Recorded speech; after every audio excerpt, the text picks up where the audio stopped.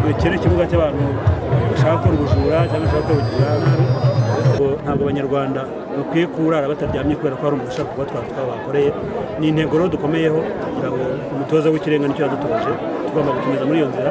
Iyo utekereza ko yahemukira umuturage wanga cyangwa kubera ko azaza kumwambura cyangwa kumwiba, kugira ngo amubwire ko yatekereza ibindi afite amahitamo nk'abiri: ni ukwihana akaza akaba umunyarwanda muzima tukabana amahoro, cyangwa se niba yemeye kujya mu bikorwa nk'ibyo ngibyo akazemera guhangana n'amategeko.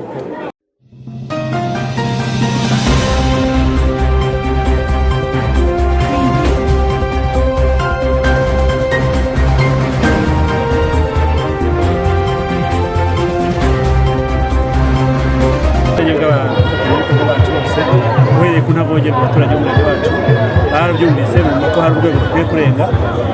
Ntabwo ikiri ikibuga cy'abantu bashaka gukora ubujura cyangwa bashaka gukora ubujura nabi.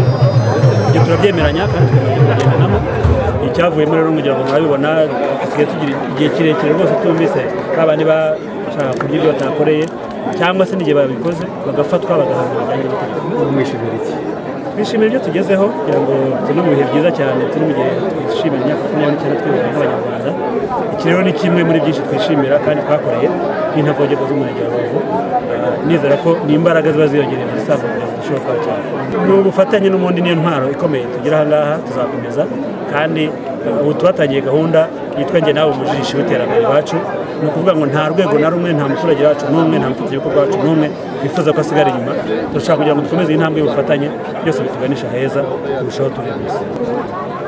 Nababwira gusa ko hano atari ikibuga cyiza cyabo cyo kwakinira imikino rwose idakwiriye hano mu murenge wa Rubavu. Ntabwo ari ikibuga cyabo, batekereza ahandi kuko aha ngaho ntibikunda, ntabwo bizabahira. Kandi ngira ngo murabizi neza ni icyerekezo cy'ubuyobozi bukuru bw'igihugu cyacu. Ntabwo abanyarwanda bakwiye kurara bataryamye kubera ko hari umuntu ushaka kubatwara twabakoreye. Ni intego rero dukomeyeho kugira ngo umutoza w'ikirenga nicyo yadutoje tugomba gukomeza muri iyo nzira. Iyo utekereza ko yahemukira umuturage wanga cyangwa kubera ko azaza kumwambura cyangwa kumwiba, kugira ngo amubwire ko yatekereza ibindi afite amahitamo nk'abiri: ni ukwihana akaza akaba umunyarwanda muzima tukabana amahoro, cyangwa se niba yemeye kujya mu bikorwa nk'ibyo ngibyo akazemera guhangana n'amategeko. Ibihano biteganyijwe n'amategeko.